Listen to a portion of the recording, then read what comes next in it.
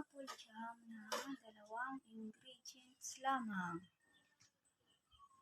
Isang cup ng chopped pineapple, 1 cup ng brown sugar. Una po natin gagawin, ilagay po natin yung 1 cup chopped pineapple. Haluin po natin. Dapat po ito ay may low-medium heat of fire para hindi po siya masunog. Isunod po natin yung 1 cup ng brown sugar. I-mix lang natin siya.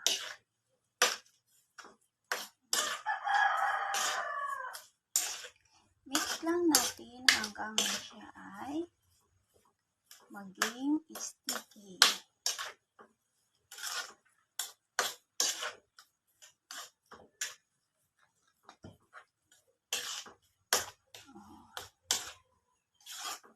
Huwag nating pabayaan na hindi hahalo-halin kasi po ito ay baka masunog.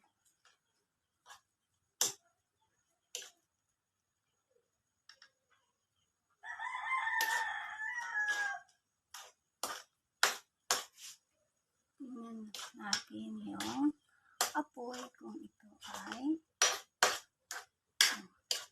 di gaano kalakasan. Nasa medium heat lang po.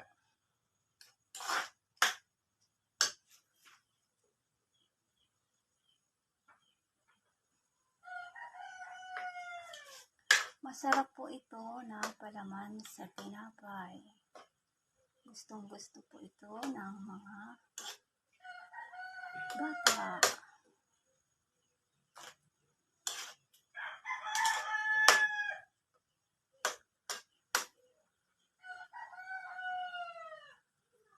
Hayaan muna natin siya kasi hindi pa naman gaano kumukulo. Pero pag nagkulo na siya, dapat natin halukayin natin ng halukayin para hindi siya masunog.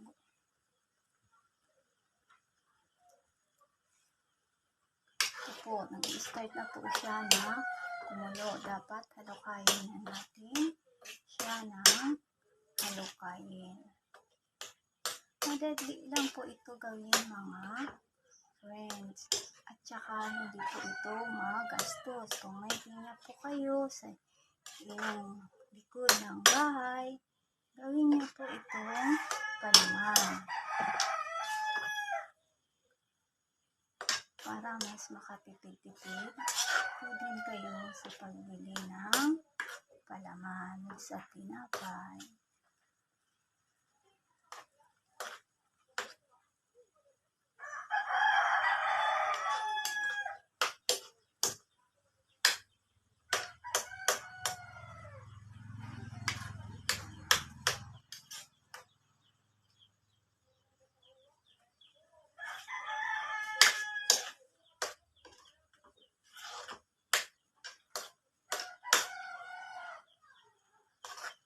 Madali lang itong gawin mga friend.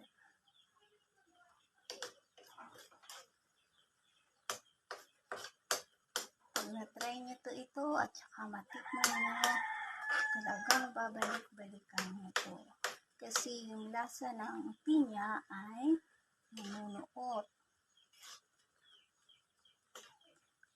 Lasang-lasa nyo po ang pinya.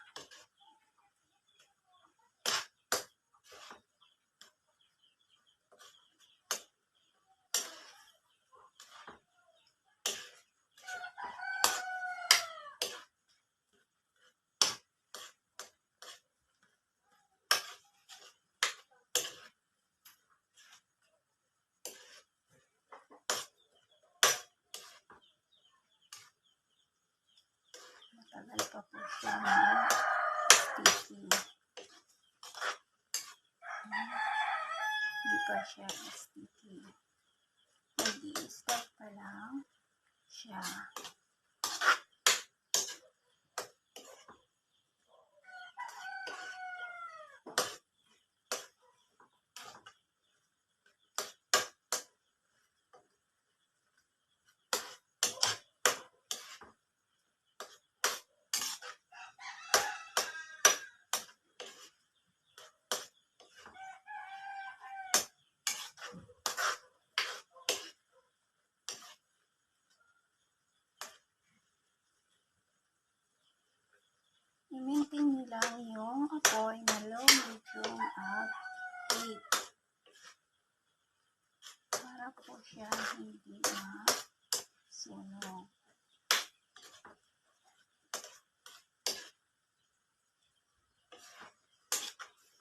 Pwede rin kayo gumamit dito ng puting asukal.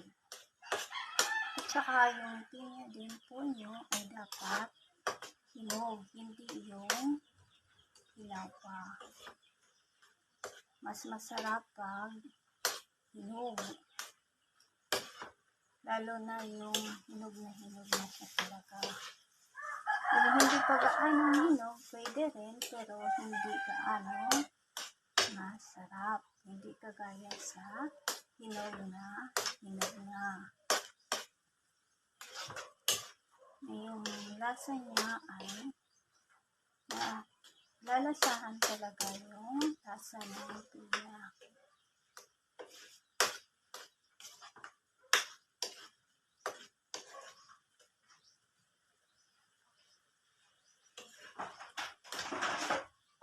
Huwag niyo din po masyadong sticky kasi titigas ito pag malamig na.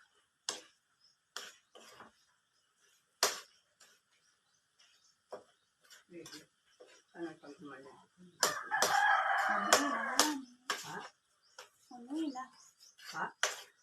Umila. Ano yung natlabi na? Ako, nakit. Pinangalaw ka matlabi. Hindi siya pangalan dito. Ano?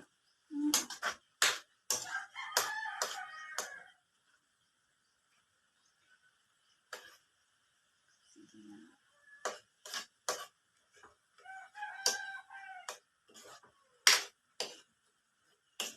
Madali na siya mag-sticky. No? Medyo kumukunti na yung juice niya. Pag kumunti na yung juice niya, mag-i-start na yun na mag-sticky. At yun po, huwag niyo po ito masyadong sticky kasi pag lumamig ay titigas yun. Hindi na yun maipapalaman ng maayos.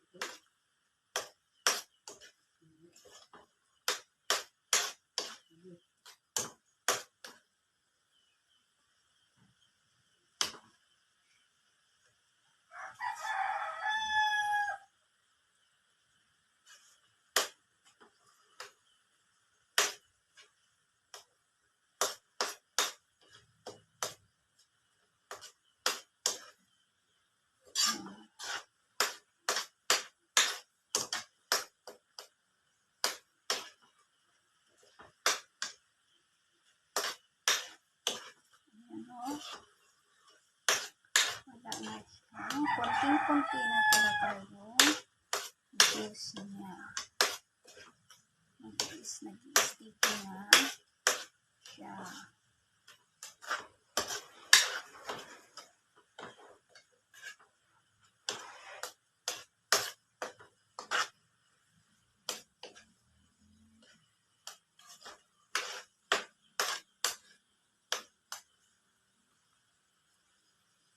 Testing natin kung sticky na siya.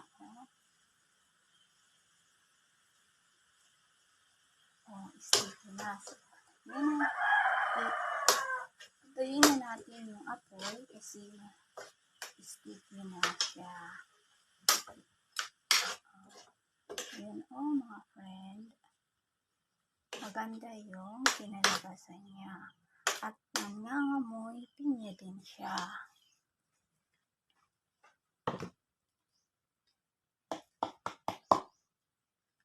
Ngayon, isasalin muna natin siya sa isang maliit na jar.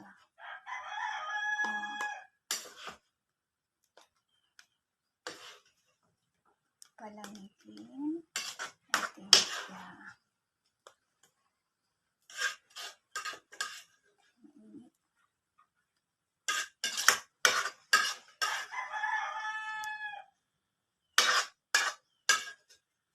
Nangangamoy yung amoy pinya. Mabango siya kaya. Tapos, ipalamigin natin siya. Ito na po yung pineapple jam natin. Maganda yung kinalabasan niya.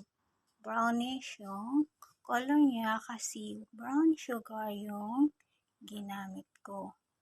Masarap to kaya.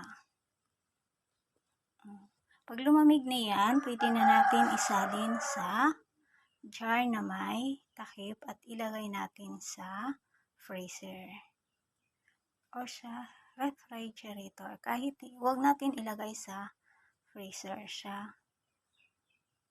Cooler para hindi langgamin. Yun po ang paggawa ng pineapple jam ng 2 ingredients. Thank you po sa panonood and God bless us all.